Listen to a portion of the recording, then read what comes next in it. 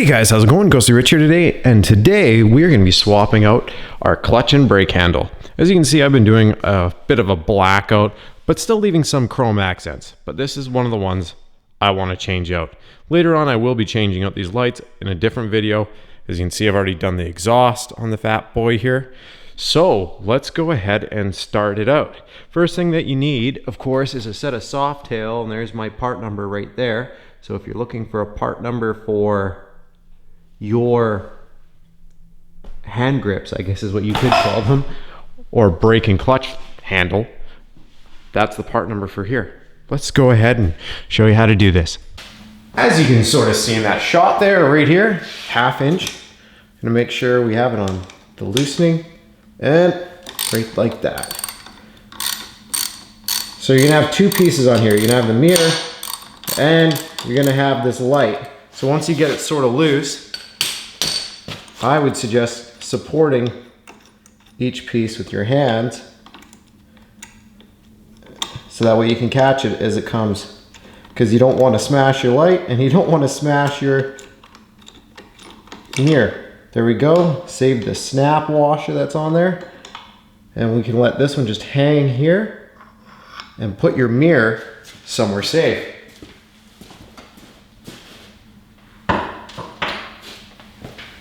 Now that we've gotten that out of the way, we're gonna need a set of snap ring pliers. They look like this, which is probably not gonna focus on. There. So how you know there's a pair of snap ring pliers is you can see they have an opening like this. It's a very small opening between there, and we'll show you the snap ring in a sec. But when you squeeze them, they open rather than close. That's how you know you have a good set of snap ring pliers. This is a off one, where this one is a straight one, which is probably the ones I'm going to use. They are relatively cheap. I highly recommend you buy these for doing this project. Now, I highly doubt I'm going to be able to show you this, but you literally put both these little tips in there, in that ring, and then literally separate it like that. So you put it in and then separate, and you should be able to pull it right off of there. Now, another way you can do these is go ahead, one straight hook pick, one like this. I'm gonna have to hold it only because it's not on the pin. But what you would do is you have the straight one like that, bent one like that, and go ahead, work it like that, and then work it off. Just like Mika's showing us right now.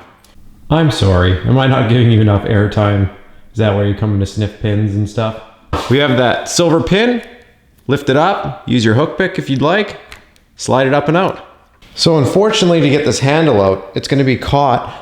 So what we have to do is loosen this so we can move it just a little bit out of the way, or pull it back a little bit so we can get this out.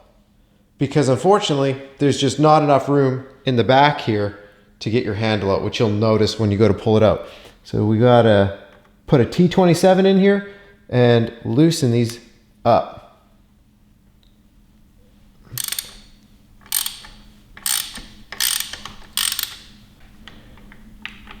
All right, now that we've got all that done, we can slip this out enough to get our handle out. So as you can see, this already comes with a little bit of grease on here. Let's go grab some grease, and we'll just put this off right here for a sec. Let's go get our new handle and some grease. I'm going to be using just a little bit of marine grease myself. Stick my finger in this tube. Oh, yuck. And just put it right here, just like it was on theirs. And then the next thing I'm going to put this blue gunk on is the pin, just on the shaft of the pin, so it rides in here nicely. When you go to put this back in, and you've got that lube on there, just slide this back in just how it came out, and you'll see it'll sit against that piston in there. Now, see that little white piece? That's for your signal, or not your signal, but your brake signal. That works. Make sure you put this in front of it before you put this on. The reason why I'm saying that is if you go and put this on and you squeeze that into there, you could damage it, and that's the last scenario you want. So once you've squeezed this back onto here, like so, you just want to make sure we're actuating. Perfect. Now I've clicked it into place. I know that this is gonna hold. I can see the pin is lined up on top, the opening. So next thing we want to do, just lightly tighten that clamp. I wouldn't go wrenching it on yet, just put those 2 screws back in with the C-clamp. From this point, you squeeze that handle over a little bit and that pin should line up. Slide the smaller of the 2 pins into the brake one on this side and make sure that the bigger side is on this side so we can put that little snap pin clip back in the bottom. In your pin package, you'll notice you have the bigger pin and the smaller pin clasp. Make sure you put the smaller pin clasp right here. Just how you popped it off, you're gonna pop it back on. Separate it with those 2 tools, and just what I like to do is hold the straight pick here, that curved pick here, pull it, work it on, close it. And that's it. Once that one's on, go ahead and tighten these back down. And again, just get them tight. Just don't go He-Man. They're held in, they won't roll because they lock into the frame right here. They only sit in one way. Now we just have to grab our mirror again and our little chrome piece here. This just comes back down through here. Put our light back through. Make sure you put your catch nut, or your, right here, the little locking kind of serrated piece on. And then try and hold all that together. Hand tighten this.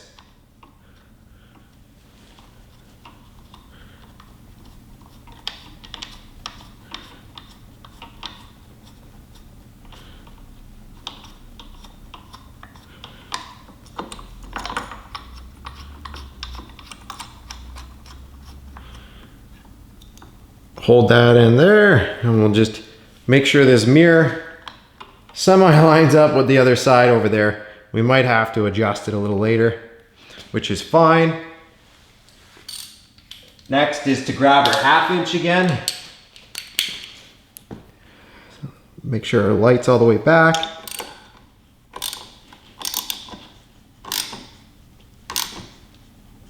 There we go. And again, you can always reline it up so it's squared up with your handlebar afterwards. Biggest test, turn your bike not started, just on, and hit your brake light. Yep.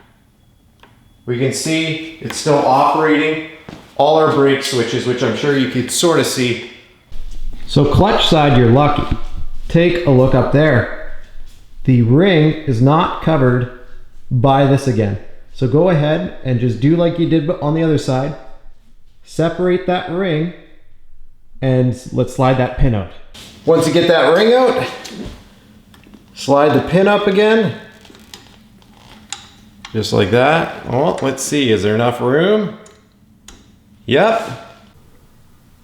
We need to get some slack inside our clutch cable there. So to do so, we have to pop this ring off right here.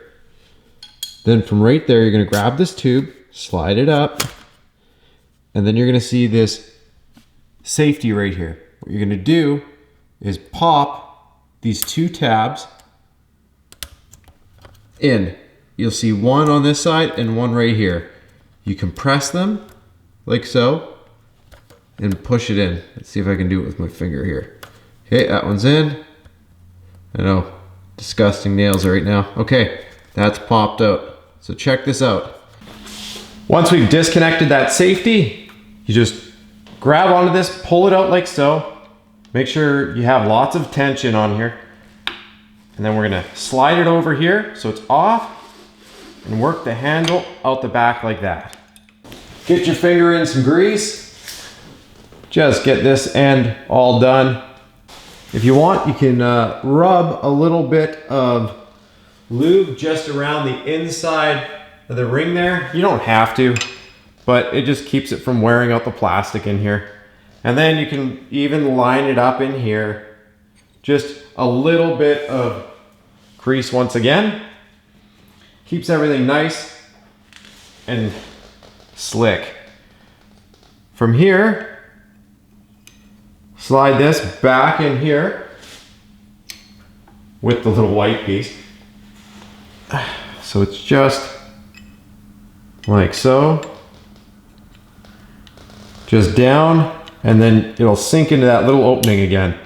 And once it sinks into there, sorry, camera cut off there. So when we go to bring this around, just make sure that this goes in right here.